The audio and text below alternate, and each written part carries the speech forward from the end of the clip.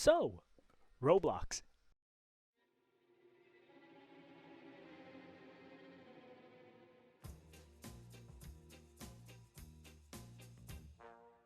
Created circa 2003 and formally released on the 1st of September 2006, this once called online LEGO ripoff game has since ballooned in popularity in its almost 2 decades or 20 years of existence. With 360 million monthly users, around 80 million daily users, and at any given time, around 8 million live users using the website, you'd be hard-pressed to find anyone who hasn't heard of the platform at least once before. In 2020 alone, its player base exploded by 41%, I wonder why, and those numbers are only projected to increase in time. Very, very few games have the staying power to be relevant on the internet for almost 2 decades, especially in a world where new games seem to last only a few weeks in the public's eye before being shunted to the side for their next big thing. That's not to say these games just immediately die out the second that something else catches the public eye, but they do shrink a bit from that immediate release hype. And this comparison is a bit flawed, since it'd be more appropriate to compare Roblox's player count with the entirety of something like Steam or Origin instead of just a single game. It is a game platform and a game engine, not just a game. Roblox's low skill floor Freeze right now. If you take one step up the elevator, we will literally laser you into a piece of ham and explode your oofing head. or high skill ceiling game engine combined with a complementary platform that you can upload to for free, play on for free, and potentially make it big on and make money on for free is essentially the holy grail of both player and developer. Omitting the probable millions and millions of dead inactive games and experiences from the count, there's probably a few tens of thousands of active games on the platform. And with that, a bit of sifting through, and a lot of luck, you can probably find something you enjoy. And that brings me to the rest of this video's content.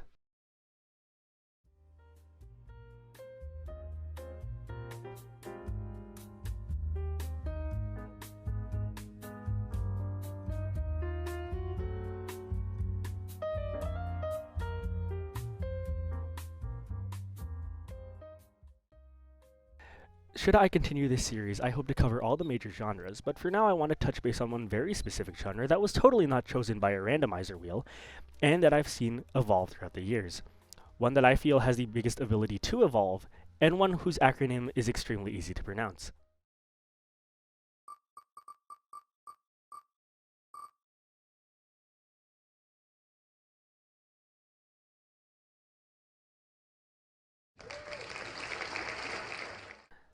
The sea of Roblox roleplay games is a vast, ever-changing one, but in general you can begin to divide it into a few categories, and that's exactly what I've done on this chart.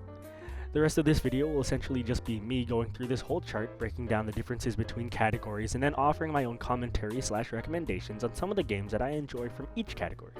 So to start this off, I should be very clear with the differences between RPGs and RPGs, or RP games and traditional RPGs. The latter is probably what you think of when someone says RPG, like Skyrim, World of Warcraft, Baldur's Gate, Fallout, BioShock, those kinds of games, where you assume a character in a structured, coded-out world. The RPG part of the acronym has a tendency to take a back seat in some but not all of these examples, as in you assume a character not your own, but that's really the extent of it. Now, traditional RPGs were never really that relevant on Roblox when I joined, or at least I never interacted with them to a memorable degree. By 2015 to 2017, Roblox was still growing into the powerhouse it is today, and games outside certain genres were pretty simple and solemnly explored. Nowadays, I feel as if this category of traditional RPGs has begun growing since then, both because of the technological advancements on the platform and the growth of the Roblox player base / its developers. And one of these games that I think embodies the growth and that I've personally been enjoying is Block Tales.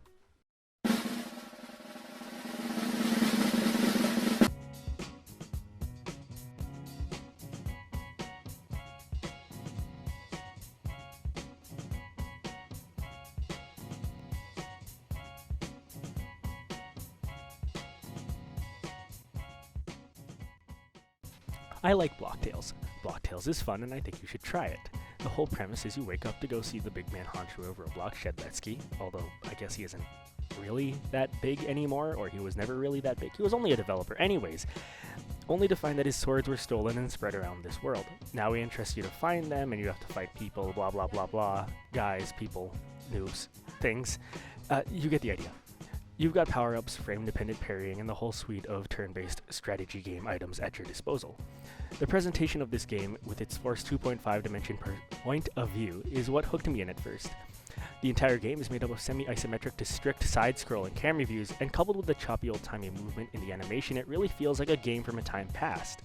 The turn-based strategy RPG genre on Roblox is one solemnly explored, even on a platform that is 20 years old, and Block Tales does an excellent job at filling that niche for me. Currently, there are 3 acts in the game, and at the time of writing, I've only finished the first 2. It's weird in a way that it takes a lot of inspiration from the 2000s and 2010s Roblox, but it feels like it could have only existed now with how technologically impressive it is compared to other games of the 2000s and 2010s. To keep the video spoiler-free, bar the actual gameplay that you're seeing, I promise to you that this is just the beginning of the third chapter. I'll cut it short here. But I definitely recommend checking this game out when you have the time. It can definitely get addicting. But back to the categories. Roleplay games are much closer to something like Second Life, or I guess GTA Online roleplay servers would count in this category. Look, I don't know, it's hard to draw comparisons off the site. But these are games that are focused less on hard-coded missions, abilities, objectives, etc., and more on the roleplay part of the actual game. If you're at all familiar with these types of games on the platform, this is where things like After the Flash, Brookhaven, Welcome to Bloxburg, Pine Ridge, Skies Over Milwaukee, Kingdom Tales all fit in, but we'll get to those later. This is the type of game that focuses almost purely on the old social aspect of an RPG game, where your actions and interactions are communicated through text, and where your only real goal is to be your character and progress however you want as a character. Okay, yeah, no, just cutting out that part, wherever you want. Furthermore, you can break this category down into 2 subcategories: games based on an existing IP and games that aren't. Games based on an existing IP have a very long history within the platform, and I've definitely interacted with a few during the 2010s, but they can also be very, how do I put this, hit or miss per se. I can't begin the amount of short-lived throwaway games exist on Roblox in this category. If you type in any number of forgotten trendy games, you'll be greeted with the aftermath of No Man's Land after an attack, and the reason is pretty simple. When a new popular IP comes out, you'll start to see a mass influx of quickly made RP versions of the game, and if you build it, they will come. These games eventually get populated by fans, and then afterwards, when the game eventually falls into obscurity, the fans who play the game will often be the first to go. This is an example of a very weak player base. Something, as will become very apparent later in the video, is very critical to the health of the population of a game. It doesn't help that these games also aren't exactly well made either.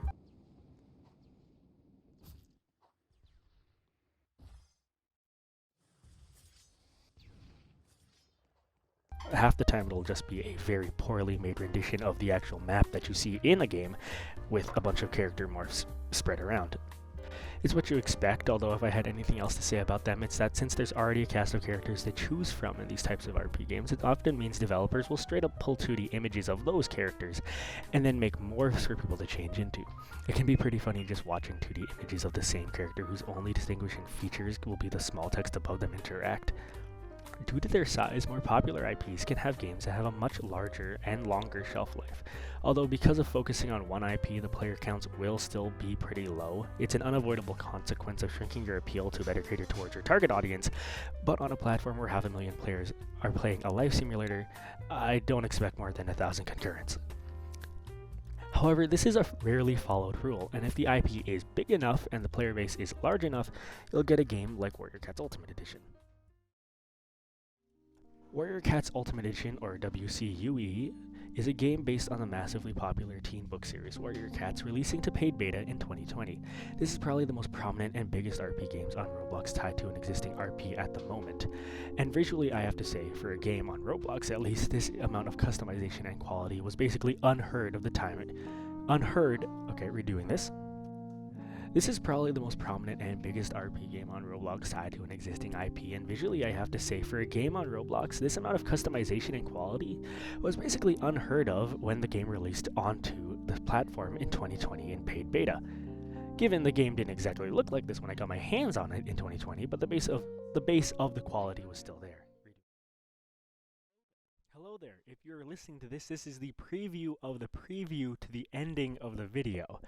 Uh, I have just realized, as of finishing the video and finishing all of the voice parts, the voiceover, for the parts that have been done and have been edited, that I do not have a suitable voice piece for this next Warrior Cat segment. So I might as well just do it here before cutting the video off shortly, because it is very, very late and I am very, very tired. Most games around this time, 2017 to 2015, had very subpar looking quality in their models. Like, to be granted, the models themselves were pretty okay for the time, but that is 2015 to 2017. And as I say to myself here, or I said to myself in the script, 5 years is quite a long time in game development world. Like, comparing a game from 2015 to a game in 2020 is just not fair in some cases, depending on what you're actually reviewing. But I'm getting on a ramble here. Here are just a few games that have released in 2015 to 2017 that I was attempting to compare to Warrior Cat's Ultimate Edition, even though it isn't that fair, just to see what the predecessors of the game looked like. Oh my god!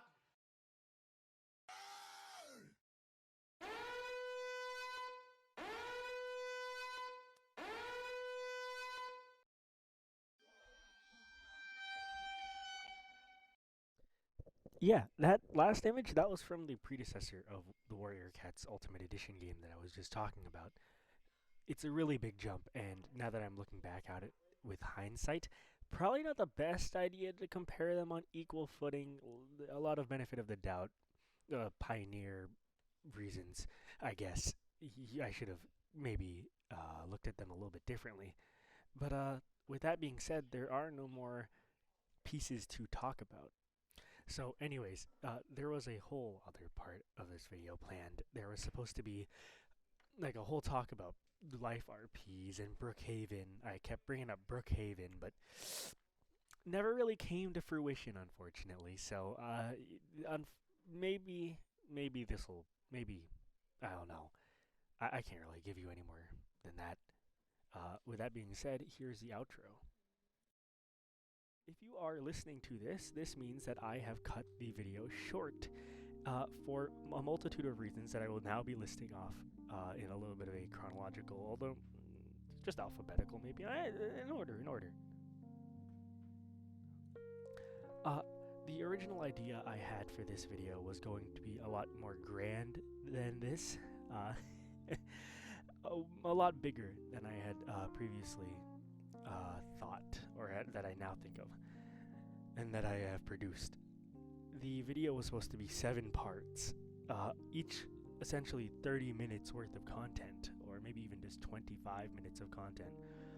And I realized that when I had finished getting the script ready for that video, which was around 2,000 to 3,000 words, after I had read it out and redone it a few times, after I had gotten OBS and I had gotten Adobe Premiere Pro and I had gotten all the footage for it, I realized that this project was much too grand a scale, which doesn't really make sense, even though since we just need 30 hours for this project that this video was originally meant to be for. So I would have just gotten those 30 hours if I had continued to stick with it, but I just wasn't very happy with the actual idea I had planned out. So essentially I tried to shrink it, which did not work very well. And where was I? Yeah, so the video did not go as planned. I was not very happy with the shrunken down version either. So things were just not going that great, and I wanted to start over. At the same time, roughly, I had made an egregious error that I had forgotten to address for quite a while. My computer was about to boot to Windows 11. And this was extremely scary for me because A, I had been putting it off for way too long and I didn't know how it was going to go. And B, my computer has had multiple issues trying to boot to Windows 11 or update to Windows 11 for a while now. And the last time I tried it, it crashed. And this time when I tried it, it crashed really badly.